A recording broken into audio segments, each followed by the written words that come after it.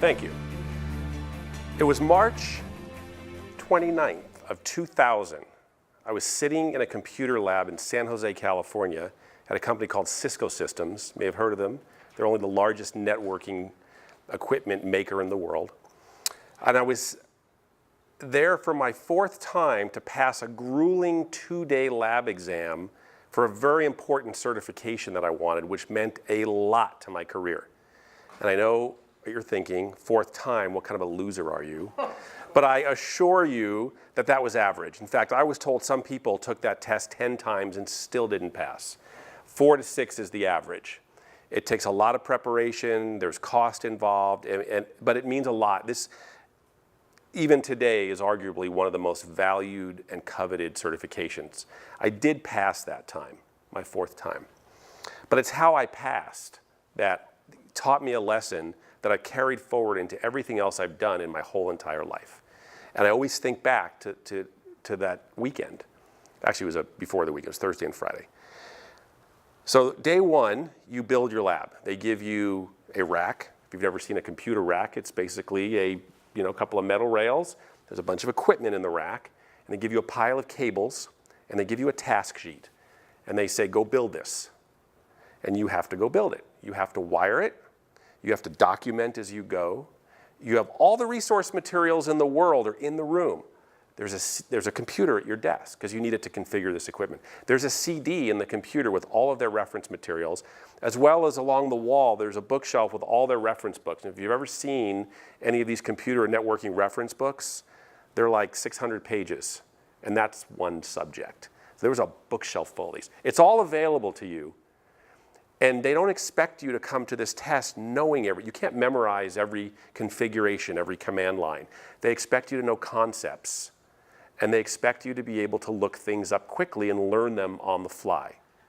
And that's how the real world is. If you build a network for a customer, you don't know everything. You don't have to remember every configuration, but you need to know where to find that information. But you need to know how it all fits together. That's the skill they're testing. So I get through day one, wasn't sure of myself, and the way it works is when you finish the day, they tell you go back to your hotel, relax, don't drink, it's a recommendation. And when you come in the next morning, if there's another task sheet on your desk, you've passed day one, because this is done in phases. You've got to pass day one, you have to pass the morning of day two, and then you have to pass the afternoon of day two. And each phase is a gate to the next phase. So day one's mostly configuring this thing. So I get in there on day two, and there's a task sheet on my desk. This is my fourth time, and it's the farthest I've gotten. I had never made it to day two. Now what happens is if you don't pass day one, you come in, there's a score sheet. You get to hang out for the morning. You're allowed to work in the lab a little bit, kind of figure out what you did wrong, but you got to leave by lunch. Because in the afternoon, they do the troubleshooting phase. That's where they break everything you did, and you've got to find a certain number of faults and fix it, right? So that's the real test. And believe me, they make it hard. It's not like, well, I remember what I did. They make it really hard. So I get in the next morning, and there's a task sheet. I'm like, yes, I made it to day two, farthest I've ever gotten. You have 3 hours, 9 to 12. I'm working through these tasks. They were fairly simple, remember, because you built your lab on day one. You built this foundation. And day two, the morning, are mostly services. So think about what we do today on the network. We voice over IP, right? We talk to people. We run printing over it. We run services. So day two is really about configuring these services that run over the network. So I got to this section on configuring voice. This is 2000. Voice over IP was a fairly new thing at that time. It was just coming out on the market. I really didn't have a lot of experience with it, and there was no way to get experience. But I go into the lab, and they said, and there were some fairly simple things to configure, and I got stuck. And between being excited about getting to day two, the farthest I've ever gotten for this life-changing, career-changing certification I was chasing, I'm sitting here going, I don't know what to do, and I can't find the answer. I'm going through my books. I'm walking over the bookshelf. I'm looking up stuff on the CD. I can't find anything. And I said, oh, well, I guess I'm coming back a fifth time. And I just gave up. It's probably about 10:30 in the morning. I literally just gave up. Put my head down. I put my head down on the desk like a fourth grader. I didn't cry, but close. I put my head down on the desk, and I just accepted the fact that I was coming back a 5th time. It was going to be months from now. I was going to have to spend hours and hours prepping in a lab. But I was coming back for the 5th time. And after about 10 minutes of feeling sorry for myself, I thought, well, as long as I'm here, let me see if I can just, whatever I can learn, because they're not going to let me come back in the afternoon. Whatever I can learn. And I wasn't even looking for the answer to the thing I couldn't figure out, and it popped up. Right? That's what happened. Isn't that true? You're thinking, what's the name of that movie, where the guy says the funny line, and you're trying so hard, and you go, I'll think of it later. And you go on, and then it pops in. It was airplane. It pops into your head. That's exactly what happened. I wasn't even looking for this thing. I'm looking for some other stuff, and I go, I think that's it. Let me try this. And I got it working. Then I got excited. I said, well, if I can do that, I'm looking at my watch, I'm looking at the task sheet, I'm like, I don't know, I'm running out of time, and I'm furiously banging away on the keyboard.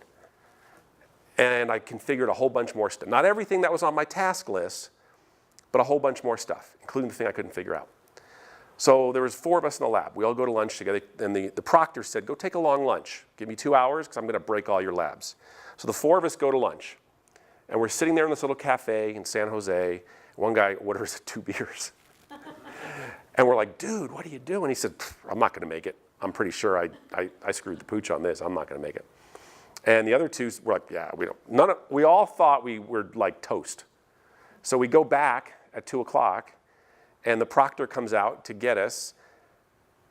And she says, congratulations, you've all made it to troubleshooting. Wow. I felt sorry for the guy who had the beers.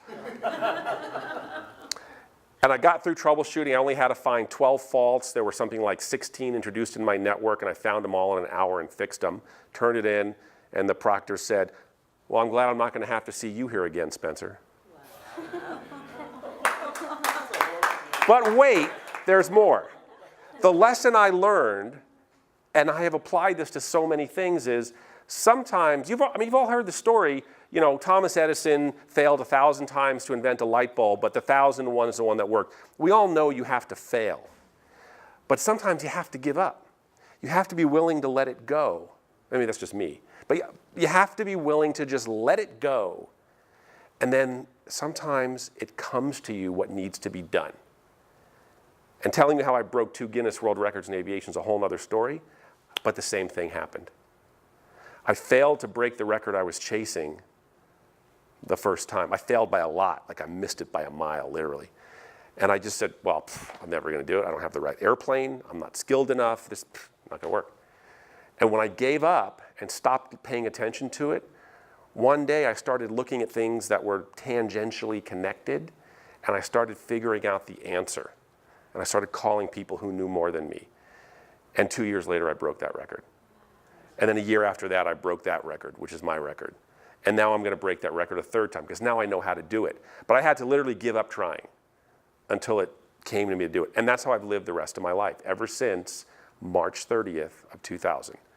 So I just quit a lot. Thank you very much.